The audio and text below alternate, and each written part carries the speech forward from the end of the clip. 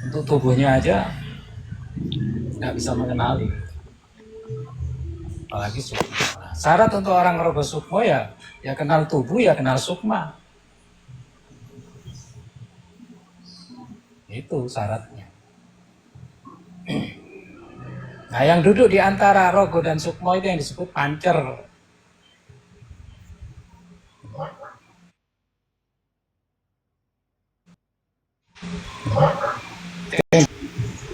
Karena saya pernah hadir di Padepokan di Banyuwangi itu, Padepokan Rogo Sukmo. Ya, Rogo Sukmo itu anak kecil-kecil.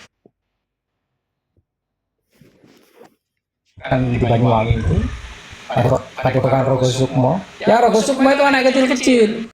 Karena mereka tahu sukma itu apa, ya. Raga itu di mana, dan dia tahu pancernya juga. Baru bisa. Selanjutnya nanti ke kisah. Ya. Dia masternya itu kalau kisah Rogo Sukmo masternya. Sudah masuk pada astral projection.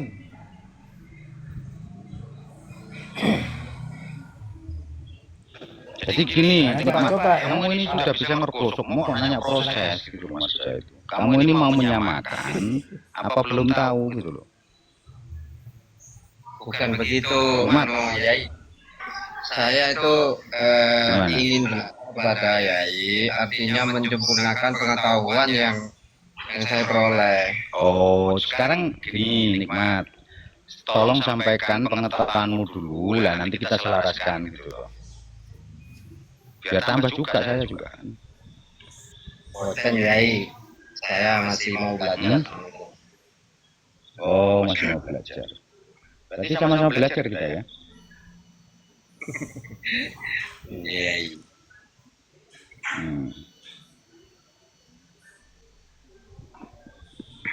Jadi ngerokok somo itu tidak ada, Nikmat. Karena sukmo itu adalah kemutlakan daripada inti daripada jiwa, ya. Nah, kalau secara mutlak dari kalimat ngerogo sukmo itu tidak ada. Karena antara rogo sama sukmo ini jadi satu. Kalau ngeracut, nah bahasa Jawa ini itu ada. Makanya banyak para spiritual itu kejebak dengan kalimat kan gitu. Sukmo ini kalau keluar nikmat berarti dirimu itu koma. Karena sukma ini adalah nur insani. Nur insani itu adalah daripada sumber gerak kehidupan. Nah, kenapa saya bilang nggak ada ngergo sukmo? Kalau sukmo ini keluar, kita koma kaku jadinya. Gitu. Nah, tapi kalau dirimu sudah pernah mengalami tatkala dirimu kaku bisa keluar dan melihat alam-alam luar, berarti itu memang rogo sukmo. Seperti itu. Jadi di sini kan ada ruh, ada rasa, ada sukma, kan gitu kan? Nah, di sini juga ada jiwa. Nah, setelah jiwa ini adalah raga, nyawa. Setelah nyawa ini raga. Setelah raga baru diri, 7 tahapannya gitu. Nah, kalimat ngerogo sukmo ini adalah melepas daripada saudara empat kita sebenarnya, disebut dengan nyawa itu tadi. Nah, cuman secara bahasa umum disebut ngerogo sukmo.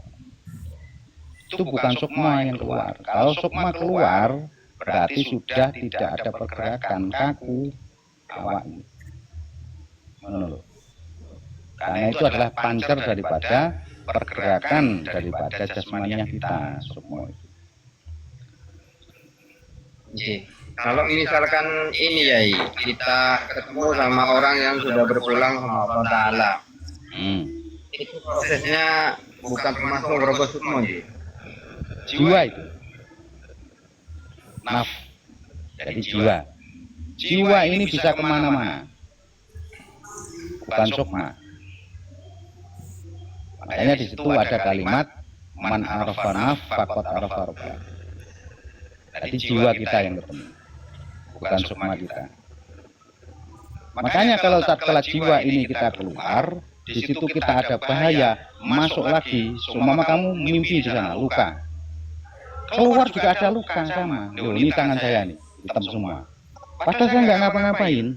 Ini contohnya seperti ini, nikmat. Ya. Saya tidur nggak ngapa-ngapain, tangan saya langsung ada bekas. Nah, saya itu mimpinya mainan lumpur gitu loh. Tapi nggak bisa disuci, coba gimana ini? Nah, ini nyatanya seperti ini. Tak suci pakai sunlight, sabun itu masih ada seperti ini. Gambarnya ini, coklat ini. Nah, ini jiwa, bukan sukma. Kalau sukma keluar, berarti kita sudah kaku badan ini. Seperti itu. Nah, itu pengalamannya seperti itu. Berarti antara sukma dan jiwa itu bukan satu nih, Yai. Ya beda-beda, tapi satu kesatuan gitu loh. Jadi jiwa ini sebagai kuncinya, dia bisa keluar masuk gitu. Nah, biasanya kalau kita seperti ini, nah, itu melihat di sana itu ada sesuatu. Itu bukan daripada sukma, tapi saudara empat kita yang di luar badan yang kerja. Kakang kawah di hari-hari. Karena unsurnya sama, jadi saya bisa melihat di sana, kan gitu. Tapi sambil ngomong gini, bisa tahu detail. Gitu, ceritanya. Nah, itu berarti pergerakan daripada luar badan. Yai, apunten Yai. Ini banyak teman saya yang padahal saya tidak kemana-mana, tapi melihat saya di mana-mana gitu, Pak Yai. Itu bagaimana prosesnya, Yai? Saya juga Ya, itu proses daripada saudara empat tadi. Itu nggak bisa sih jadikan dua di atas sih. Ceritanya kemana sih? Oh ini. Oh iya, lupa lagi sih. Jadi gini, saudaraku, ya. Tatkala jiwamu ini sudah tahu kepada jiwa sejati disebut dengan Ahmadi, maka di sini kultur daripada luar badanmu ini akan wujud. Di mana keselarasan hubungan batin daripada seseorang, dia akan menuntun dengan sendirinya, walaupun dirimu tidak merasa menuntun. Walaupun dirimu itu tidak merasa ke sana. Karena daripada ikatan batinnya tadi, sehinggalah muncul dirimu yang ada di sana. Gitu loh. Jadi saudaramu itu tadi yang lihat, pasti ada ikatan batin sama dirimu. Kalau nggak ada ikatan batin, nggak mungkin lihat. Gitu loh. Itu secara logikanya gitu. Karena ikatan batin inilah yang disebut dengan hidup yang sebenarnya.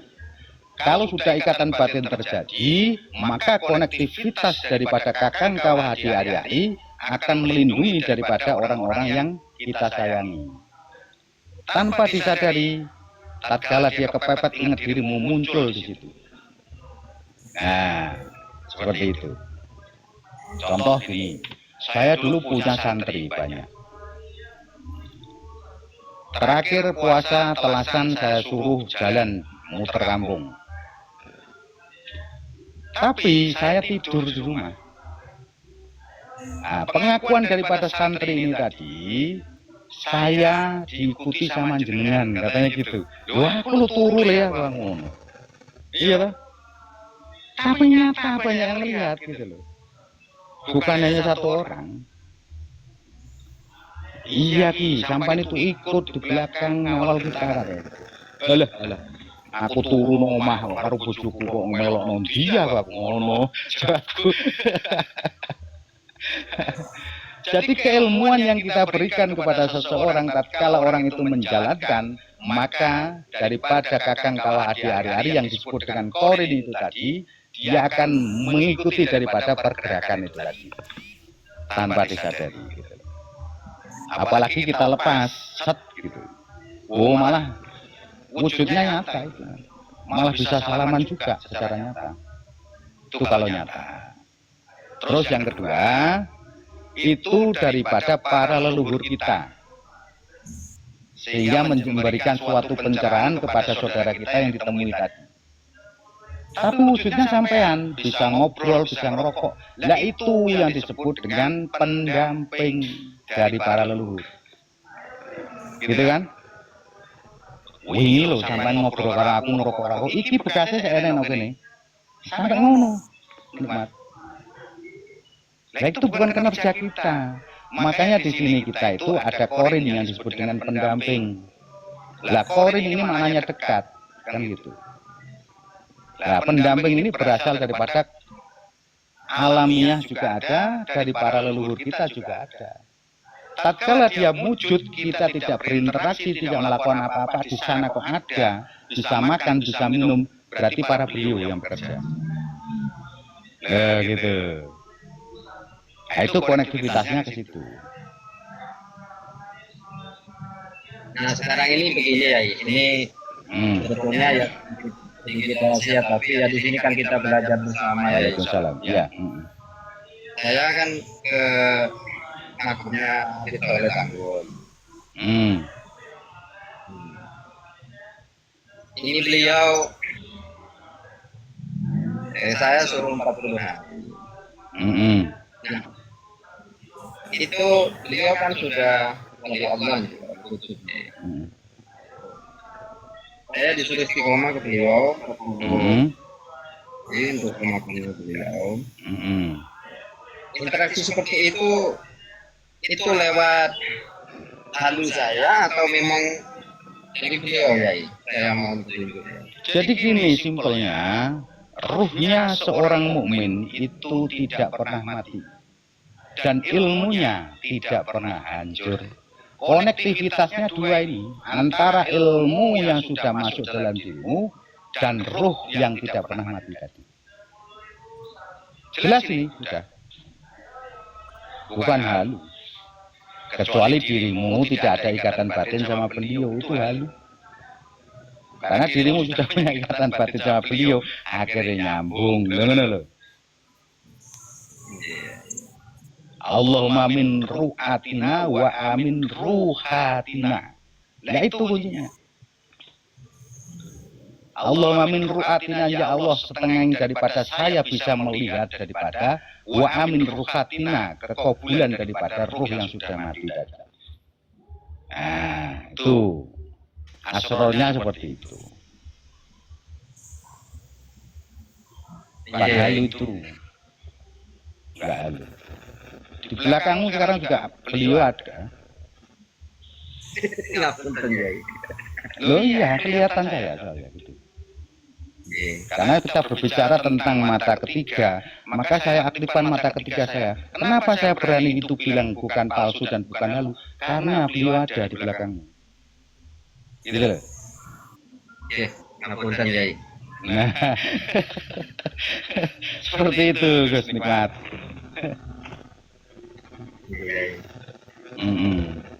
Merinding Yai ketemu sama Ustadz Kiai Waskito sama jenengan, karena ikatan batin sama jenengan saya sudah merasakan Yai. Saya wali yang ke-10 sama jenengan, luar biasa. Sama kan, kita muridnya Siti Jenar. Allah Akbar, la ilaha illallah. Dirimu aja nggak paham, kita pernah di Alas Purwo berdua. Sekarang lupa jasadnya kan. Beda dengan wajah yang ditemui. Ngapun saya. Wah, mbak lagi ini tiba-tiba. Aku nak kesurupan ini kilo bawa kita medeni wong. Lupa gue ya.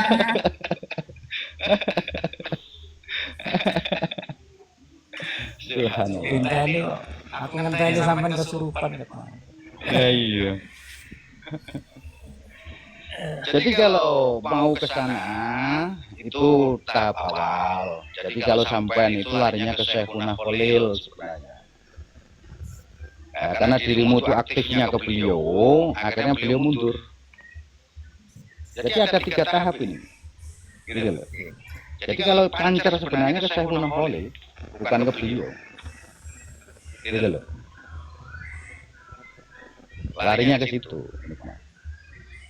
Beliau jaraknya jauh itu, melihat aja. Tapi kalau suatu saat kamu kepepet, beliau datang pasti.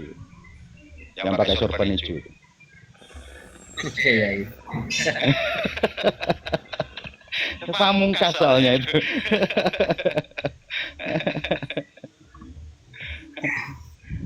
Saya juga takdim sama Yai Waskito ini. Masya Allah, lihat. Itu guru saya juga gitu, sama. Jadi guru ketemu guru, jadi guru podo guru, langsung ganggu.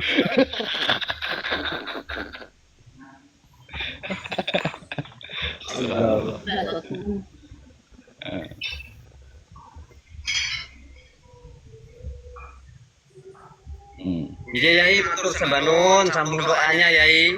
Siap, siap. Sambung doanya Yai. Semangat selalu, nggih.